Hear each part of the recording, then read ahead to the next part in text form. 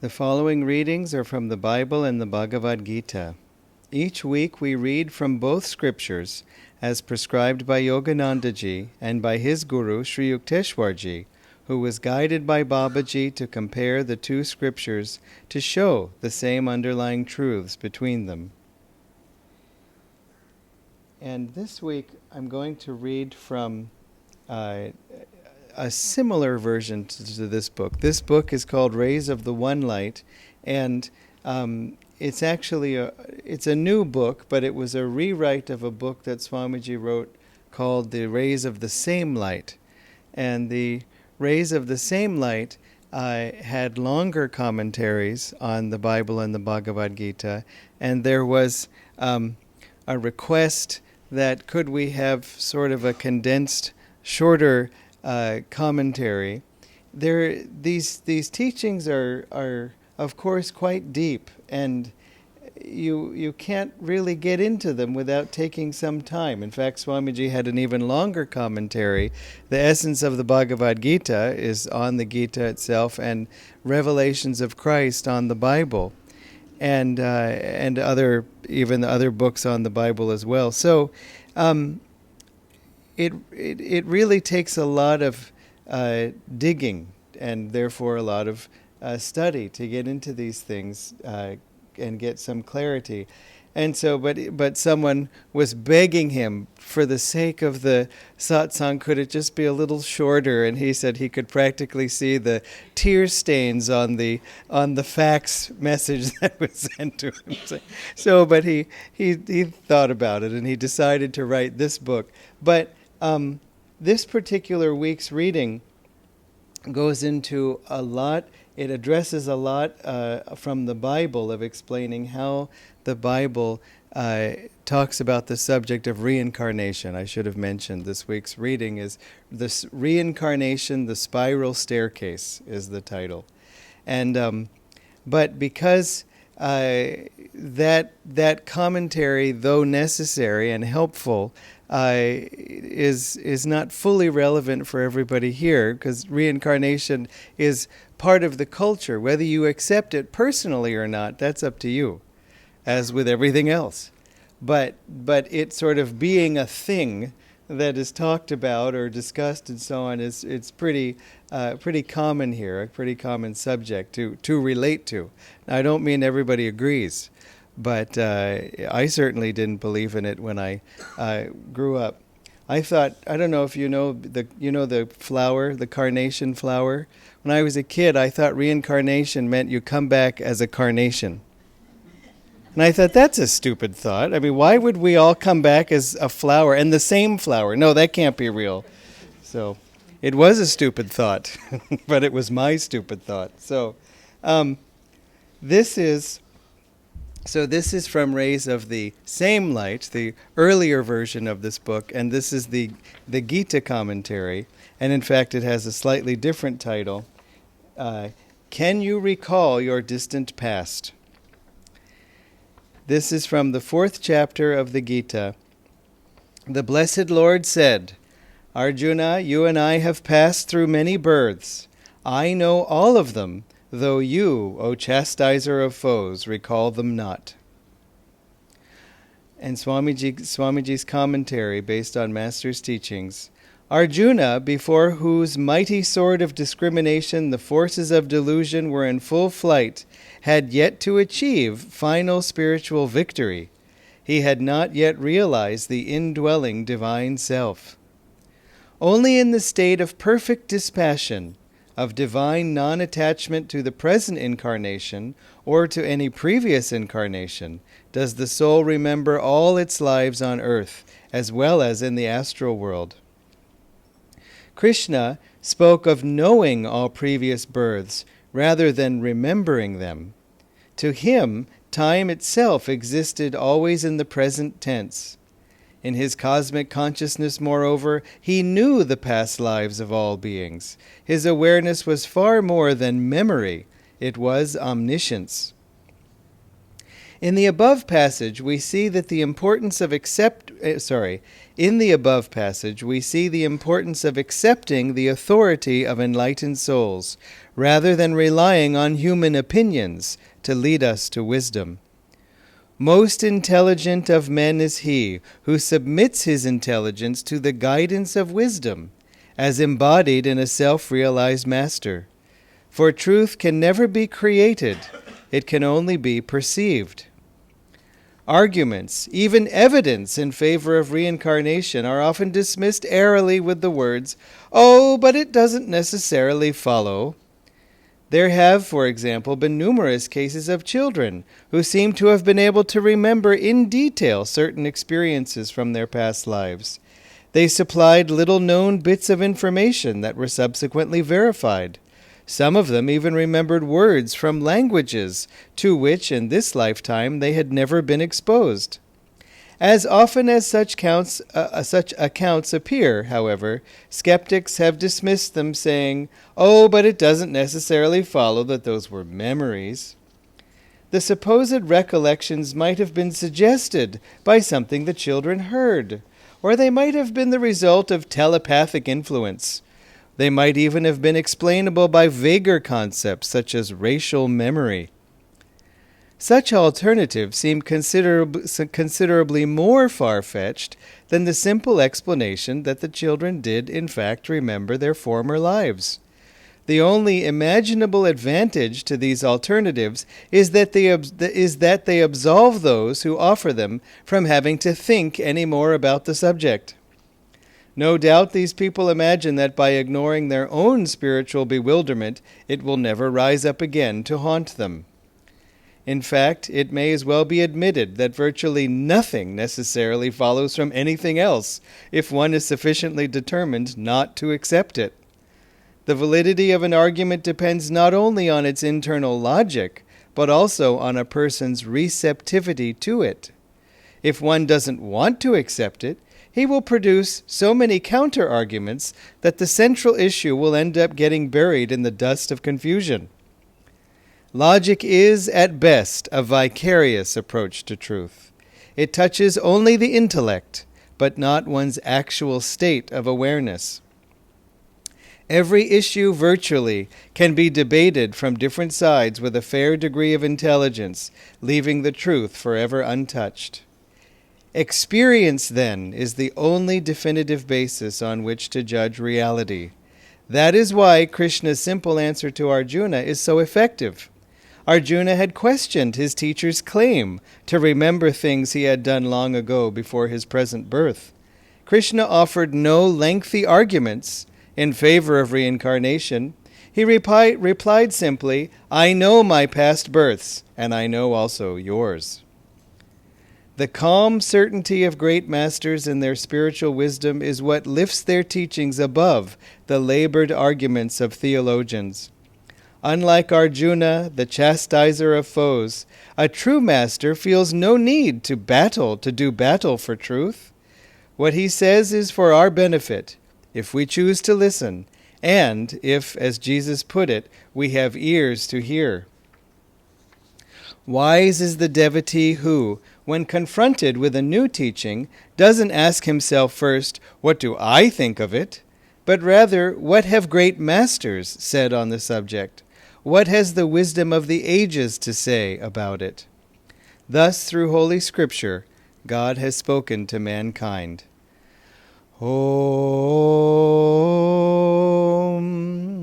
Om, Om.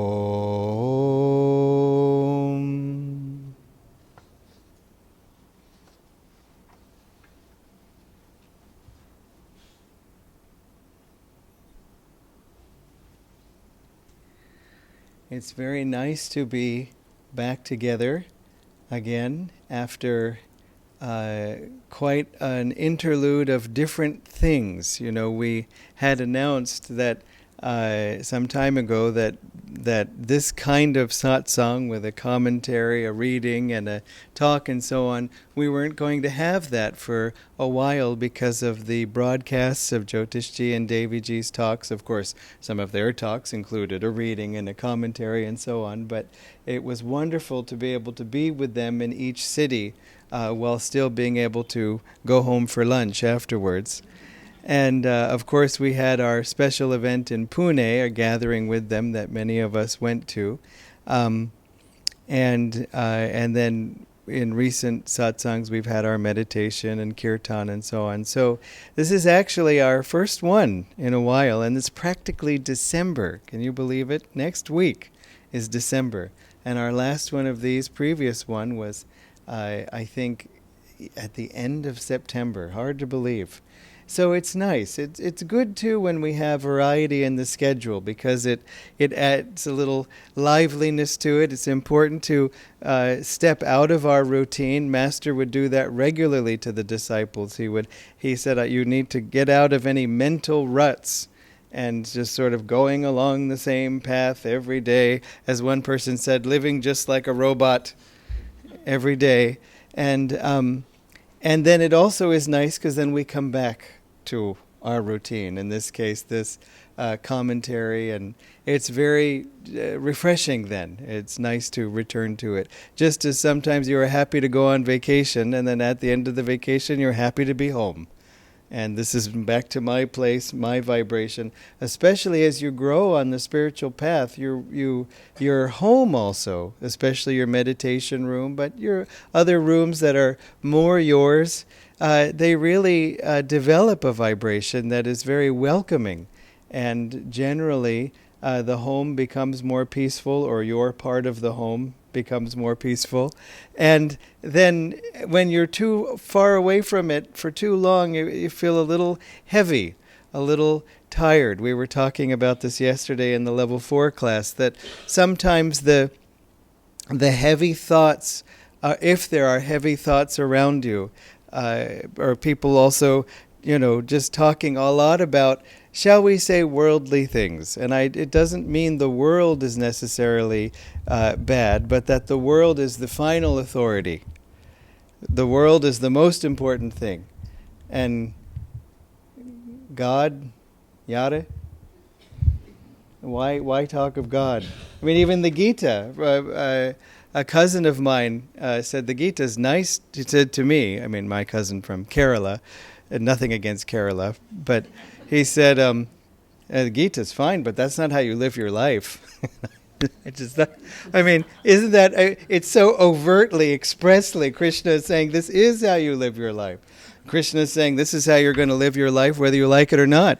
I can tell you what you did in the last life, and it wasn't pretty. Master said that too. He said, that's why we forget from one life to another. He said, it's merciful. He said, there's enough trouble in one life, don't you think, to then also have to remember all the past lives too? And he said, and you've had plenty of bad things in your past lives. And then he said, most of you. So you kind of... And so it's merciful. He also brought up another thing. Suppose in your last life, he said, you die of cancer. Then in this life, if you get some boil on your hand or something, you'll have this fear that the cancer has come back. And we do see that in our lives. If we've had a particular trauma or a particularly upsetting thing, and then something happens to remind us of it, it can come back. That feeling can come back because it was so strong. And so we get a break in between lives, but not completely. In the sense that we do. Can you remember your past lives? There's first of all, there's so much evidence of our past lives, especially as we start to meditate. First of all, the fact that we even want to meditate, the fact that we try to seek to solve our problems. A lot of the problems that we have, everybody has in one shape or form. We can say, yes, but I have problems because my family doesn't support me in what I want. And you know, other people will say, my family doesn't support me in what I want. Other people in our family will say, my family doesn't, and they're talking about us. Saying, why can't you be more spiritual? Why can't you be more material? You know, that's all my family said to me. God is fine. Save that. You can focus on God after death. That would be a good time. In the meantime, earn, and give. So, the thing is that we have to, at some point, realize that we need to do our duty, but we also have to live according to our internal compass. But how did we get that compass? Again, what made us think, I can't just solve all these problems outwardly by getting everybody to behave just as I like? Because it'll never happen, first of all. I have to get to the point where I'm strong enough inside, calm enough inside, that then I'm more flexible, I'm more tolerant, I'm stronger, I'm more independent. And also, again, we say, fine, then I can say whatever I want, and then that creates whole other kinds of messes. So we find it's more convenient not to create messes and upset everybody's apple cart, as the phrase goes, but just, go along with things to as much as you can, but not too much. Because otherwise there's no happiness, because there's an internal conflict. I know what I'm doing isn't right for me. And remember that what you follow in this life and your sense is what is right for you. It may not be right for everyone. And what they're struggling with is probably exactly where they need to be. So we don't want to impose our values on them, nor do we wish to be imposed on. And sometimes we have to be strong in that. It's funny, this concept of voting truth into existence and not going against everyone's opinion. But I mean, you've seen people saying, okay, there's this issue and this party thinks this and this party thinks that. What is your opinion? And so you'll hear people, I want to say that I think that. And but I mean, how many people do you see sort of saying, let's discuss gravity. What do you think? Are you for or against gravity? What is your speed of light? It'd be stupid to discuss. I mean, you could have whatever speed of light you want, but it is what it is. And so is gravity, and you can try to, jump and defy it, but it will assert itself and prove the truth. So the same is true with spiritual teachings. But just as it's funny because people who will say, well, you don't have to accept whatever so-called wise people or holy people say. But then you ask them something like, well, what about Einstein's relativity? E equals mc squared. Yes. How do you know? I mean, how do we know? Have you read Einstein's paper, 1905, where he first gave special relativity? If you read it, did you understand a shred of it? I mean, I understood the title and the author and the first paragraph. I want to think about this. But even then, that didn't make it true. It was only when it was experimentally verified. People were saying light was bending around stars, and they could prove that. But have we read that experiment and sort of it's all clear in our minds? No. People say, the scientists say so we believe it. There's just as much belief in science as there is in spirituality, and belief is necessary. The valid argument people are trying to make is don't believe in false things. Sure, I mean, of course not. But we need to have belief, and because it points us in the right direction that we haven't yet experienced. It helps us seek to discover things that we haven't yet. Because if you have experienced something, you no longer believe it. I went through that. And somebody says, no, it's not true. And maybe you argue, maybe you don't, but it's true. That's been my experience. Meditation does nothing for anyone. It's the same as sleep. You can say, well, I slept a lot before I learned to meditate. And sometimes even after I learned to meditate. Anyway, never mind. But then my life changed when I began meditating. So I don't think it's just the same as sleep. It's that simple. And if you do have to discuss with someone, try to give them reasons they can relate to. If you say, through meditation I feel that I have awakened Kutastha Chaitanya, well, they may or may not be able to relate to that. But if you say, I find myself calmer, and if they know you well enough, they'll say, well, in fact, you are calmer. And then you say, how nice of you to notice. Would you like to meditate too? No, don't, don't say that. Let them come to it if they want. Otherwise, let them just fight it out wherever they are. So, we have to, it's good to look to authority, whether scriptural or scientific, to say, help point me in the right direction. But again, as much as Swamiji is saying, we should look to the masters for their opinions on things that we can't immediately or easily verify. Just as we should look to the scientists if you want to learn more about science or mathematics. You might have heard of Fermat's last theorem, some of you, that was many years ago, after 200 or 300 years, was proven to be true. And it was quite a mathematical achievement. But people were very happy to hear about it, but who had read the paper and understood exactly that it was true? In fact, the first proof that came out had a flaw in it, and it was quite heartbreaking for the mathematician. It wasn't really his fault, but he used someone else's result, and that result was found to be false. So one step that he made turned out to be false, and he went through this huge thing about it because, he had gotten this world fame, and suddenly actually no. It took someone a long time to even follow what he was saying to then be able to say there's a mistake in it. And then he was able to reprove it without using that other result. So that he just went around it, and then he proved it again. So he proved it was true twice. So anyway, every now and then a little mathematics slips out. You'll have to forgive me. But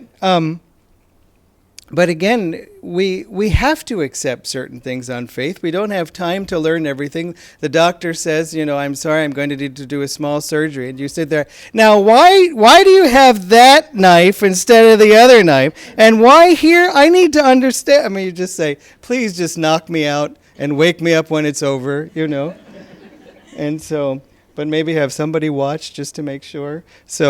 But we have to, we just can't experience everything. And that's another point too. In this life, we only have so much time. We only have so much capacity. We only have so much bandwidth, mental bandwidth, emotional bandwidth. There's only so much we can carry. There's only so many people we can carry. In fact, the maximum number of people you really can carry, one. Oneself. But anyway, that's another subject. And so we have to utilize our time effectively. And that, again, we have to do it according to what we need. And as we grow in integrity and sincerity, it includes serving other people. Please don't misunderstand. But it doesn't mean living at the whim of another person. We have to all of us, everyone here, everyone not here, we all have to stand on our own 2 feet. We all have to develop our own inner strength. It's the only thing that leads to happiness for an adult especially. And so I wanted to share something along these lines that Master said. I read it and I couldn't resist but share it with you all. Because the great advantage of the Masters is that, one of the great advantages is that they are able to tell us things that they have perceived and experienced. Again, to encourage us to perceive and experience the things ourselves. And they give us the way.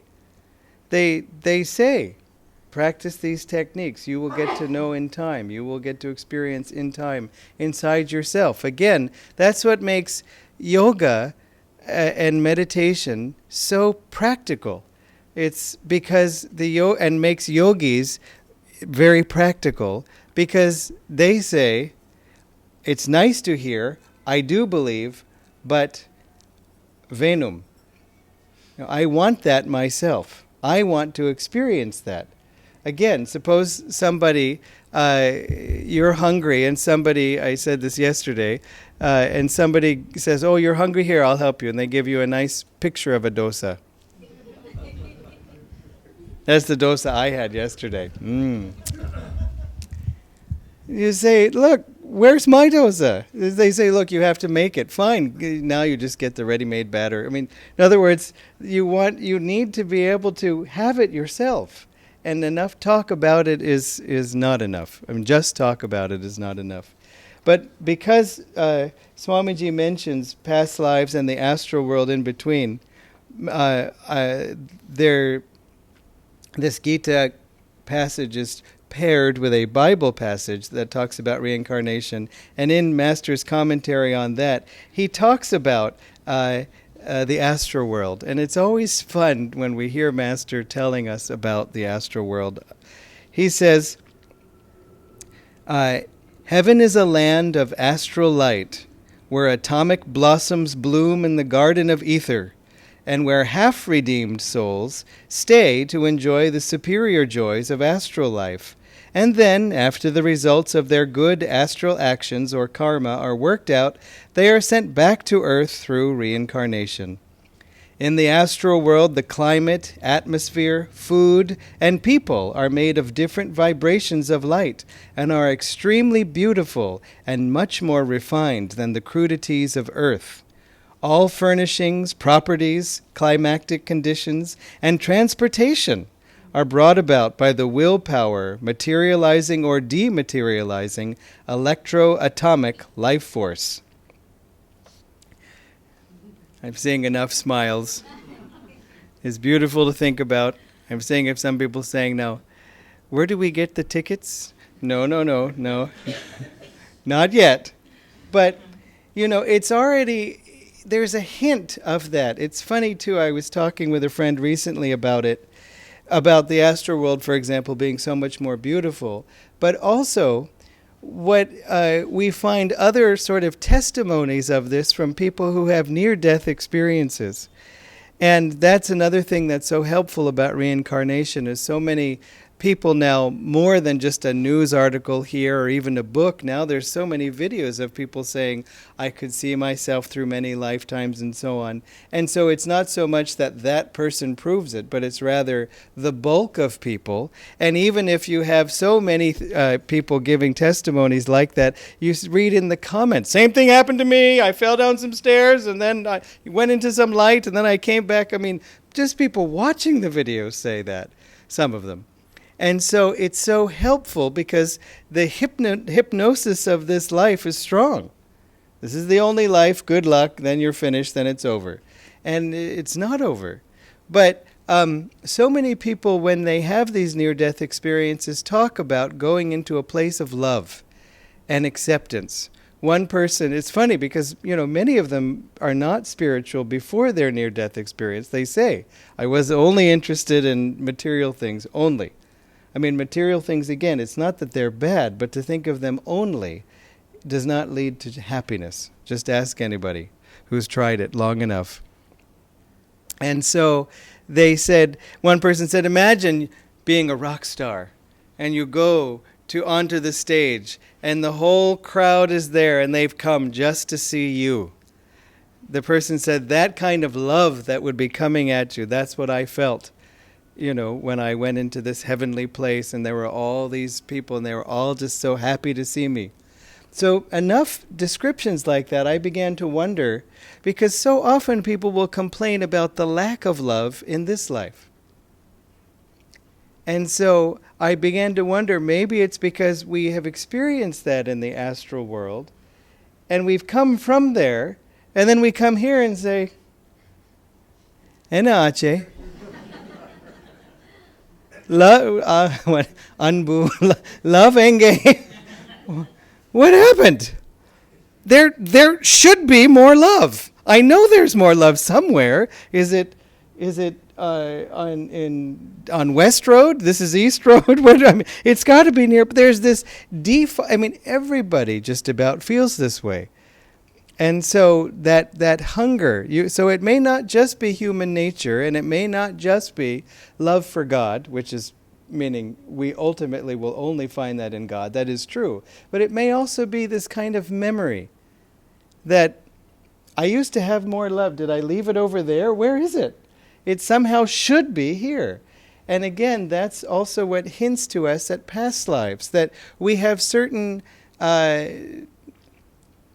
not just desires, but certain attractions that we can't explain. Again, why try to solve life's problems with meditation? Why not just solve them with money? Or why not solve them with fame? Or why not solve them with sort of professional excellence and all of these things? Usually people come to the spiritual path when they have a bit of those things, and they say, it's still just a picture of a dosa. It's still not satisfying enough. And so what is going to satisfy me? And some people very specifically know, I need God, I need a spiritual path that will get me to God. And some people don't know it at all. And they still come to it, meaning they come to it almost by accident. It awakens in them as they start to meditate. I've told you this before, but when we were going around in a level 1 class, please share your name and where you've come from and so on. And one woman said, I want God, and I want to learn meditation because I want to realize God. And it was very nice. And then the woman next to her said, she's my friend, and she said, let's get coffee. Let's go to this place in CIT Nagar first. I'm not really sure what I'm doing here, and I may have to go. And her friend was smiling very proudly, and she got her into coming. And she did stay the whole class. But, I certainly, I guess I was seeking God by the time I learned meditation, but it had only been for like a week or so that I was seeking God. So we all have our own journey that way. But the thing is, it clicks. And why does it click for some and not click for others? And I don't mean that right or wrong. I just mean, why does it click for us? Because something in us knows. And we can't always explain it.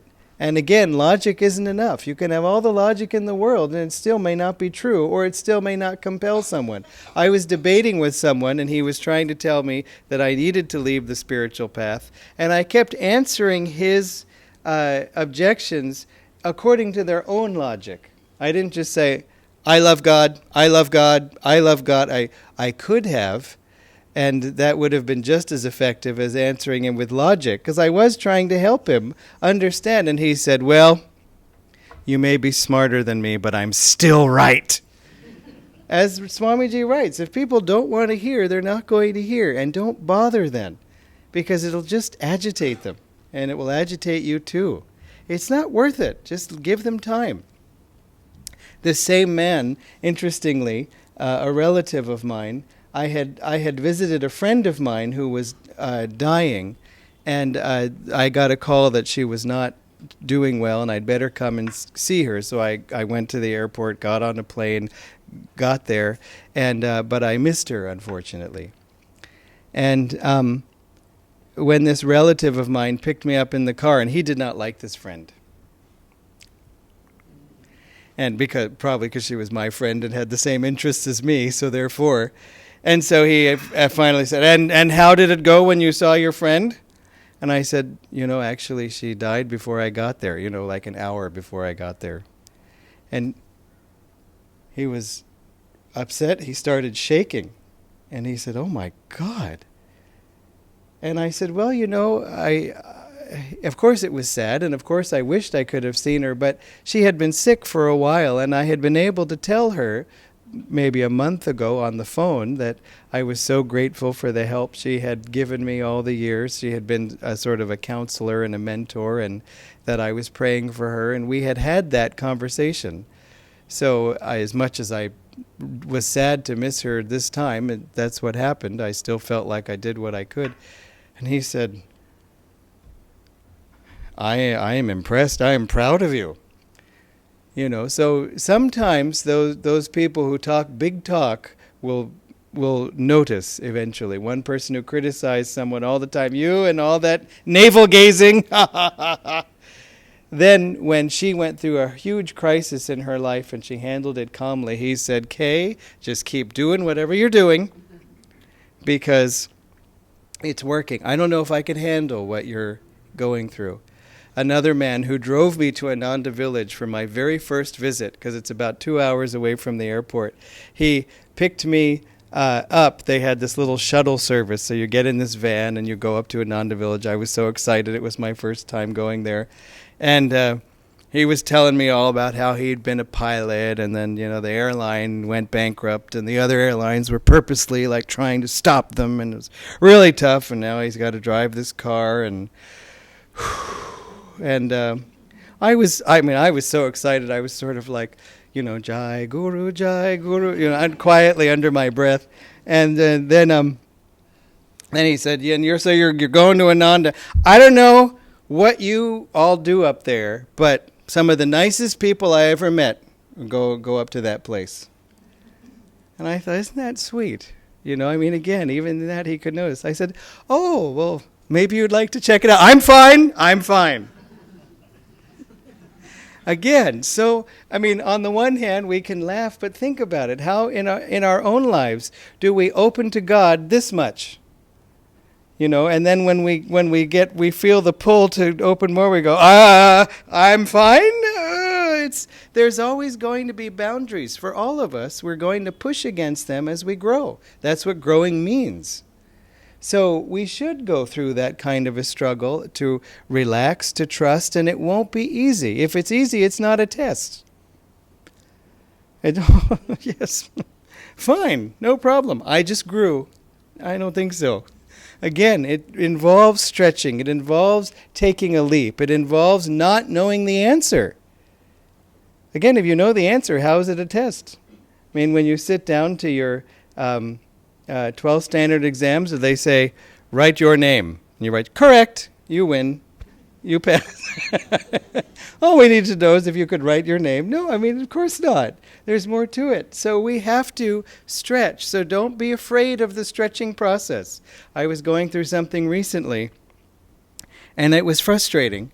And it was a situation that I was just dealing with the first stage of, I just wish it would go away. It should just go away.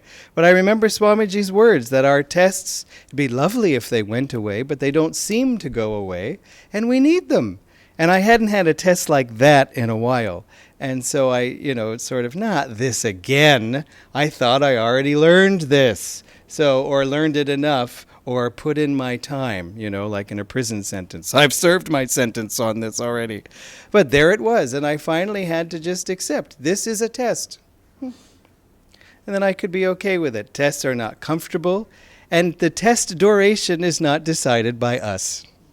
Okay, this can be a test. I think about 15 more minutes, and then Purim. Please.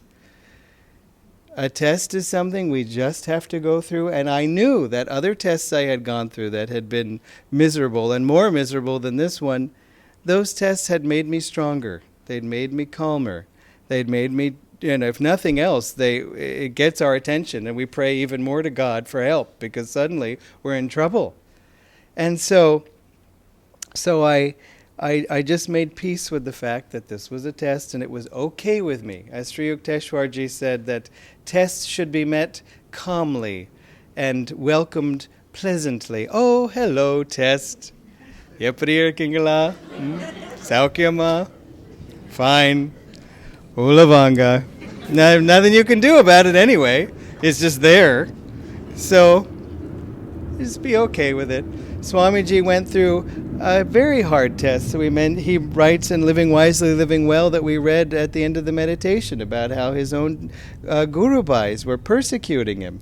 And at one point during even lawsuits that had happened, he was saying, he said, I'm fine with persecution. I just sprinkle it on my breakfast cereal like sugar, just... of course, it was very hurtful to him too, as these were friends of his. But at a certain point, we have to accept that this is what's happening, and God is the one in charge. And God, he said later, I saw it was Divine Mother doing it through them. It doesn't mean it was God's will and that they were right and he was wrong in that sense, but that it was something that he needed or they needed or needed to happen even. Master said, no matter what you do or I do, this work will follow a certain pattern ordained by God. But to the extent that we do, that we are in tune, that we cooperate, that we serve, then we're uplifted.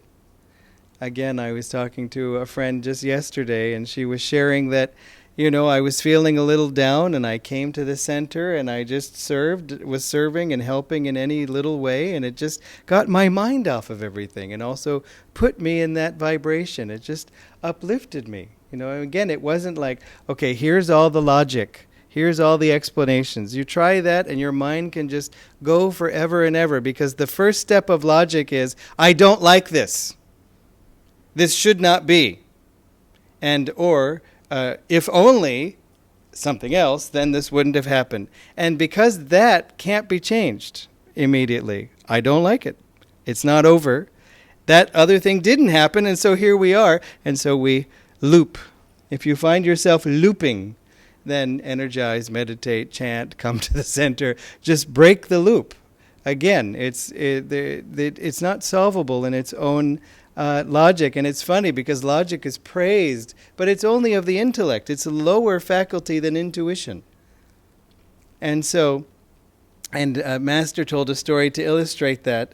A wife was cooking and she ran out of oil, and she asked her husband to go get some oil from the shop, and he came back and he didn't have anything. And she said, what happened? He said, well, I went to the shop and I saw the oil in the bottle, and then I wondered, is the oil in the bottle, or is the bottle in the oil? And she helped him resolve this with the aid of the tawa, which she clocked him over the head with. I'm not recommending this, but anyway, this is the story Master told. He said, now I see the oil was in the bottle. Again, it's to illustrate the uselessness of this intellectual, logical debate over something that's simply true. Again, be practical, which, again, you all are. I don't mean that. But some people will argue just because they don't want to accept even the possibility of what you're saying, because it would mean they would have to change. I remember I was debating with someone just trying to say, all I'm saying is you have the right to do what you want to do, and I have the right to do what I want to do. It's fair, isn't it? Democracy! And so on. And then later in the argument, he said, stop trying to change me. Change you? If anybody's trying to change anybody, it's certainly not me trying to change you. But I realized just the existence of my existence, just my saying what I wanted, which implied I can't say it any other way. It implied a rejection of his values. Not a rejection that they were bad, but they were not mine. That was too challenging. How can you have what I have and not want it? And so we should have compassion for people too in that way, and a certain degree of patience, especially from a few kilometers away. So, Master continues, partially righteous people who fight temptation on earth are allowed after death to go to the semi-permanent abode of astral heaven. Isn't that wonderful? Partially righteous people who overcome every single temptation on earth, who pass every test? No, who fight temptation. And remember, Master said that I don't ask that you overcome temptation, I ask that you resist it. Resist it, not, I resist it. I resist it. Oh, I am resisting. I resist it. There does have to be some resistance, but that's the thing. We're obligated to fight. We're obligated to resist. And again, what's the easiest way to resist? To start with saying, I'm pulled in this direction of being upset and angry and expressing it out loud, and I don't want to. That's one thing, just to say, I don't want to. Even if you're in the middle of doing it, you can say, I don't want to. I'm pulled here, and I want to change. I don't want this. That helps a lot, because it starts moving the energy in the opposite direction. So in this place, where many half angels and half-redeemed souls carry on a superior but similar life to that on earth, dealing entirely with vibrations and energy, but with no solids, liquids, or gaseous substances, such as have to be encountered during the earthly sojourn. Okay, so then he says prophets. You know, you've heard of that. That's prophets, Prophets. Prophets with a PH, not with an F. Prophets are souls who are anchored in truth, who try to lead people to spiritual ways by their exemplary conduct. The prophetic state involves complete union with God. Prophets come on earth to declare God in the mysterious spiritual way. They are usually extraordinary reformers who come on earth at the command of God to show extraordinary spiritual examples to mankind. As avatars, in other words. They demonstrate the power and super influence of love over hate by getting themselves martyred. Prophets refuse to give out their truths just because of persecution, and they refuse to hate their persecutors. You have to love this last line. They demonstrate and retain the all-forgiving love of God, even when severely tortured physically and mentally through dishonor or false accusation. And sort of hear Master's little personal comment in there. I mean, mental torture through what? False accusation. Master said, the greatest sufferings I've had in this life have come from the misunderstandings of other people. He said, you do everything out of love to try to help someone, and they misread it, and they hate you for it, or they say, no, you're trying to do this instead. It happens all the time. And if he said that as an avatar, I mean, again, avatar has the power of God. He can say, look, I don't like what you're saying. I'm going to create a galaxy over here with 50,000 planets of nice people, and I'm going to go spend time with them. Forget it. I mean, that's the kind of power they have, and they are patient, and they put up with things. But he said, it hurts. So that I was alluding to this earlier, that sometimes there will be pain.